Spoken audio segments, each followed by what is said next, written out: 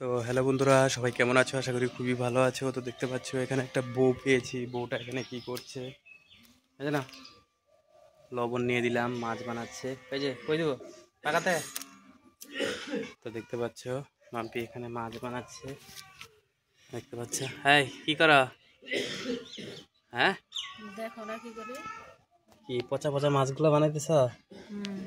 হ্যাঁ, শখের মানুষকে বিয়ে করে এখন পচা মাছ খাইতে হয়। তো দেখতে পাচ্ছ এখন মাম্পি পচা মাছ বানাচ্ছে।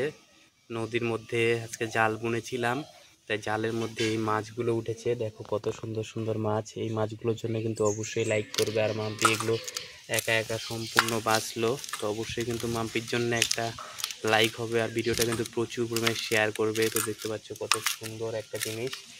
তো দেখতে তো পাচ্ছ, আমরা কিন্তু গুঁড়া মাছ এইভাবে লবণ দিয়ে আগে কষলে নেই, তাহলে নোংরা জলটা আর মাছের আঁশও উঠে যায়। দেখো দেখো অল্পতেই আঁশ উঠে যাচ্ছে। তো তোমাদের এই বুদ্ধিটা কি জানা আছে? অবশ্যই কমেন্ট করে জানাবে।